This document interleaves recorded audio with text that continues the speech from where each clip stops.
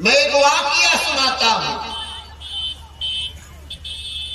اللہ کے نبی کے زمانے میں ایک صحابی تھے سالبہ بن حاتب رضی اللہ تعالیٰ عنہ۔ یہ بڑے غریب صحابی، ان کا واقعہ یہ ہے کہ مسجد میں سب سے آخر میں آتے اور سلام پھیرتے مسجد سے نکل جاتے، جیسے کہ ہم لوگ کرتے ہیں، آخر میں آتے ہیں سلام پھیرا کے بعد بھاگے چپل لے کر کے۔ تو ان کا بھی یہی کہانی تھا کہ مسجد میں آخر میں آتے اور سب سے پہلے بھاگ جاتے۔ اس زمانے میں اللہ کے نبی صلی اللہ علیہ وسلم کے زمانے میں جو آدمی بعد میں آیا اور پہلے نکل کے جائے تو یہ سمجھا جاتا تھا کہ یہ منافق ہے۔ تو صحابہ میں یہ مشہور ہو گیا کہ سالبہ منافق ہو گیا، سالبہ منافق ہو گیا، نماز پڑھنے کے لیے تو آتا ہے لیکن دل اس کا باہر ہی لگا رہتا ہے، سالبہ منافق ہو گیا۔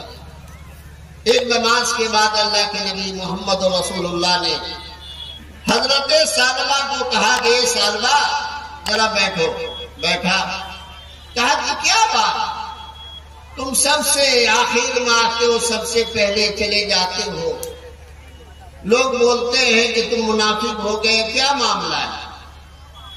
کہا کہ یا رسول اللہ، میرے جسم پر یہ جو چادر ہے یہی ایک چادر ہے، میں بعد میں آتا ہوں اور یہ چادر سے نماز پڑھتا ہوں اور فوراً میں گھر جاتا ہوں، پھر کھول کر کے اپنی اہلیہ کو دیتا ہوں، پھر یہ چادر پہن کر کے ہماری اہلیہ نماز پڑھتا۔ غربت ہے یا رسول اللہ، دونوں میاں بیوی میں نماز پڑھنے کے لیے بس یہی ایک چادر ہے، اسی لیے کبھی وہ پہنی رہتی ہے تو لے کر کے آنے میں تاخیر ہوتی ہے اور میں جلدی جاتا ہوں تاکہ ان کی نماز قضا نہ ہو جائے، اس لیے میں جلدی نکل کر کے چلا جاتا ہوں۔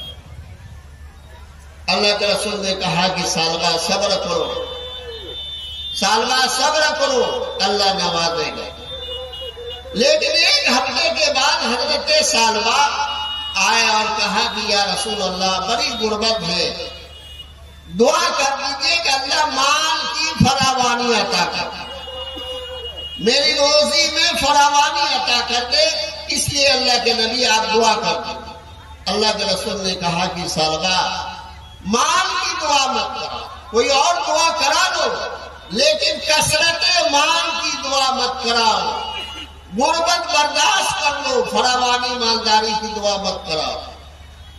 وہ صحابی واپس چلے جاتے ہیں، لیکن ایک ہفتے کے بعد پھر آتے ہیں اور کہتے ہیں یا رسول اللہ، بڑی غربت بڑھ گئی ہے، اب ہمیں برداشت نہیں ہے۔ اے اللہ کے نبی، اب دعا کر دیجئے کہ اللہ فراوانی عطا کر دے۔ اللہ کے رسول نے ہاتھ اٹھایا اور دعا کیا، اللہ سالبہ کی مال میں برکت عطا کر دے۔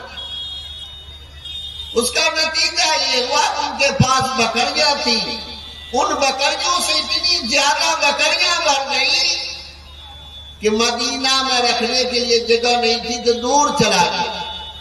اب تو 5 وقت مسجد آتا تھا، اب 2 وقت آنے لگا۔ جب اور زیادہ بکریاں ہو گئی تو مدینہ سے اور باہر چلے گئے، اب اس کے بعد وہ جمعہ آنے لگے۔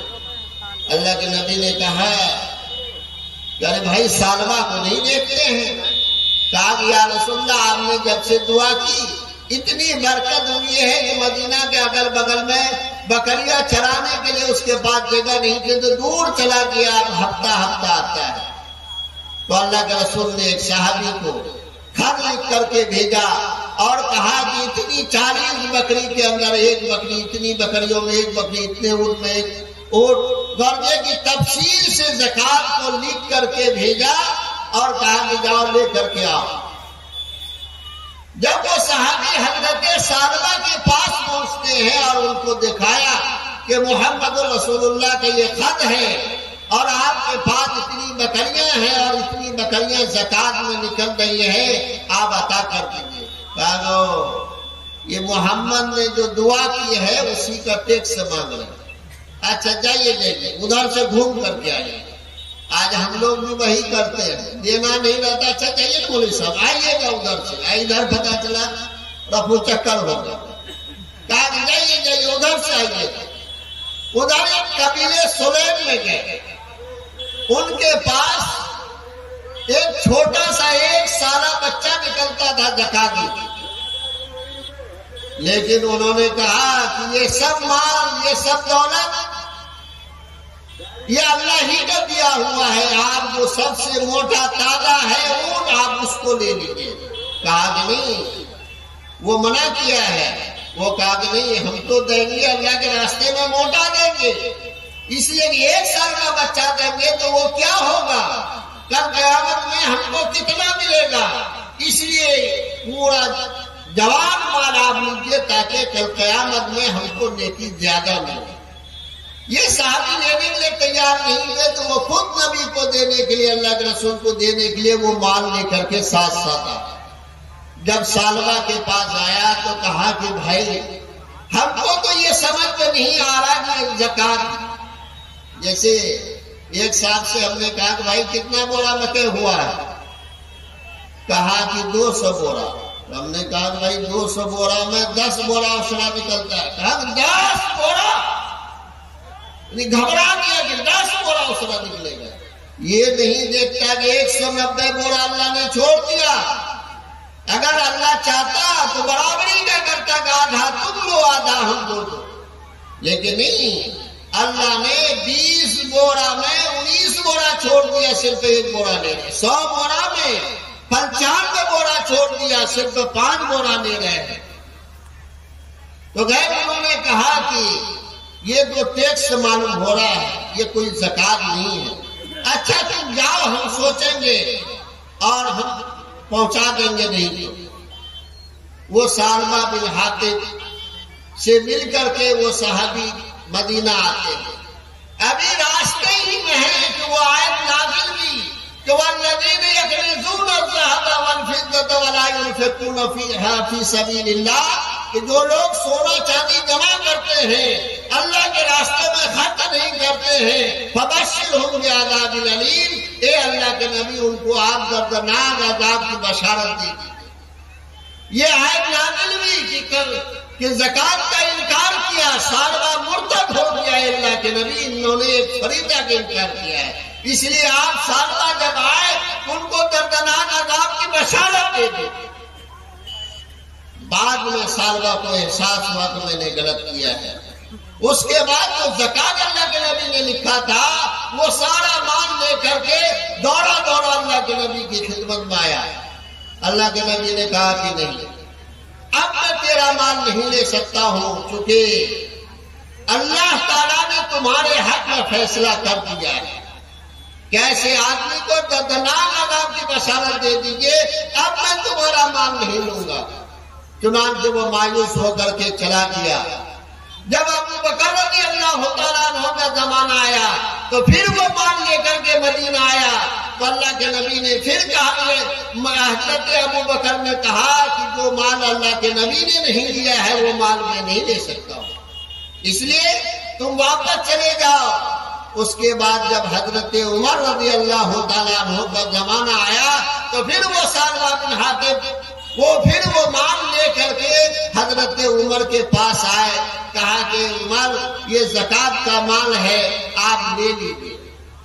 حضرت عمر نے کہا کہ جو چیز اللہ کے نبی نے قبول نہیں کیا، حضرت ابو بکر نے قبول کر نہیں کیا، وہ مال میں کیسے قبول کر لوں، تمہاری زکات کی مال کیسے لے لوں گا، واپس جاؤ، اور اگر اس کے بعد تم واپس آئے گا زکات کی مال لے کر کے تو میں تم پر دھرے برساؤں گا، کوڑے سے ماروں گا۔ اس کے بعد سالبہ کی موت ہو جاتی ہے۔ میرے دوستو یاد رکھیے، زکات کی انکار کرنے کی وجہ سے نبی کے زمانے میں ہے، اس کے باوجود کتنا دردناک سزا ہوتی ہے ان کی۔ اس لیے میرے دوستو اللہ نے جو مال دیا ہے 4 طرح کے اموال ہیں، 4 طرح کے اموال ہیں جس کے اندر زکات واجب ہے، اور وہ 4 طرح کے اموال کیا ہیں؟ پہلے نمبر پر سونا چاندی ہے، دوسرے نمبر پر کھیتی باڑی کے اپج ہے، اناج وغیرہ ہے، تیسرے نمبر پر مال تجارت ہے، اور چوتھے نمبر پر یہ جانور ہے، گائے بھینس بکری وغیرہ ہے۔ میں چاروں کی زکات کے بارے میں کچھ بتاتا ہوں۔ سونا چاندی کے اندر اگر ساڑھے 52 تولہ چاندی ہے یا 7.5 تولہ سونا ہے، اس پر زکات فرض ہے۔ کل کے زمانے میں لگ بھگ 40,000 کے قریب روپے کسی کے پاس ہے تو زکات اس پر فرض ہو جاتا ہے۔ زکات دینا کتنا ہے؟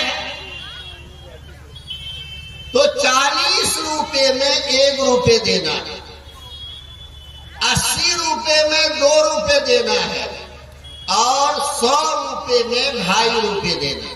یاد رکھیے گا، 40 روپے میں 1 روپے، 80 روپے میں 2 روپے، اور 100 روپے میں 2.5 روپے۔ اور اگر 1,000 روپے کسی کے پاس ہے تو پھر 25 روپے دینا ہوگا۔ 1,000 روپے میں 25 روپے دینا ہے۔ اور اگر 1,00,000 روپے کسی کے پاس ہے تو 2,500 روپے دینا ہوگا۔ اور اگر کسی کے پاس 1 کروڑ روپے ہے تو 2.5 لاکھ اس کو زکات دینا پڑے گا۔ یہ مال کی زکات ہے۔ اور اگر آپ چاہ رہے ہیں کہ ہمارے پاس سونا ہے، سونا ہی ادا کر دیں گے، ہمارے پاس چاندی ہے، چاندی ہی ادا کریں گے، بہت اچھی بات ہے، آپ ادا کیجیے۔ تو کیسے ادا کریں گے؟ 40 گرام میں 1 گرام، 80 گرام ہے تو 2 گرام، اور اگر 100 گرام ہے تو اس میں 2.5 گرام ادا کرنا، یعنی 40 میں 1 کے حساب سے ادا کرنا۔ اور دوسرا ہے عشری اموال، جو زمین کے پیداوار ہیں۔ یاد رکھیے، زمین کے جو بھی پیداوار ہیں وہ 2 طرح کے ہیں۔ ایک پیداوار تو وہ ہے کہ آپ کھیتوں کو پٹاتے ہیں تب اپج ہوتا ہے، جیسے گرما دھان ہوا، پوسا دھان ہوا، گیہوں وغیرہ ہے، مکئی ہے، آپ جب پٹاتے ہیں تبھی وہ ہوتا ہے۔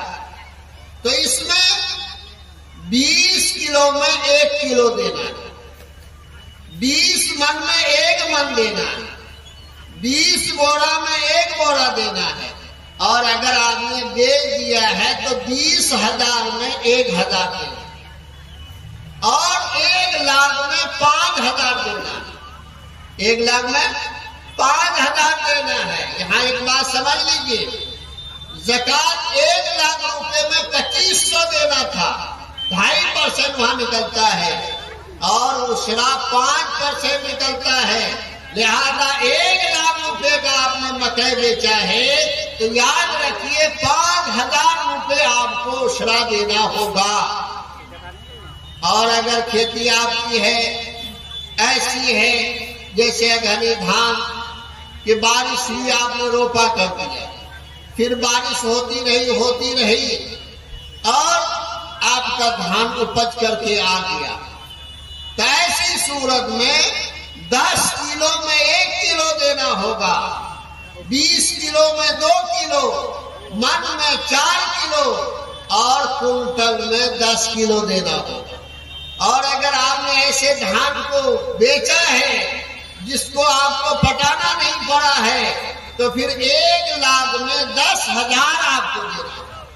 اگر آپ نے پٹایا ہے تو 1 لاکھ میں 5,000، اور اگر پٹایا نہیں ہے تو 1 لاکھ میں 10,000 دینا ہوگا۔ یہ آپ اسے کو یاد رکھ لیجیے۔ اسی طریقے سے بہت سارے پیداوار ہیں جس کو ہم پٹاتے نہیں ہیں، جیسے دباری گھاس ہے، پٹاتا نہیں، ایسے ہی گھاس اگ جاتا ہے، ہو جاتا ہے، تو دواری گھاس 10 بوجھا میں 1 بوجھا آپ کو دینا ہے۔ کتنا دینا ہے؟ 10 بوجھا میں 1 بوجھا۔ اسی طریقے سے بانس ہم لگائے ہیں، بانس لگائے ہیں تو 10 بانس میں 1 بانس لینا ہوگا۔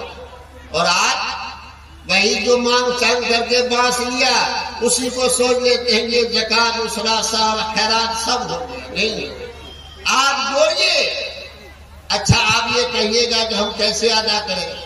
آپ پیڑ میں آپ جب بانس کاٹنے کے لیے جاتے ہیں تو آپ 10 بانس کاٹے تو 1 بانس کسی غریب کو دے، یا آپ بیچے ہیں تو 10 بانس میں سے 1 بانس کی قیمت مدرسے میں دے دیں، کسی غریب کو دے دیں۔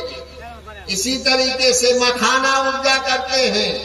مکھانا تو جہاں ندی ہے، جہاں پٹانا نہیں پڑتا تو وہاں 10 کلو میں 1 کلو ہے، سنگھارا بھی 10 کلو میں 1 کلو ہے، اور جہاں پٹانا پڑتا بھی لیکن مکھانا اکثر لوگ پٹاتے ہیں، تو پھر وہی گیہوں دھان کی طرح اسرا نکلے گا کہ 20 کلو میں 1 کلو، اور اگر بیچ دیا ہے تو 20,000 میں 1,000 اور 1 لاکھ میں 5,000۔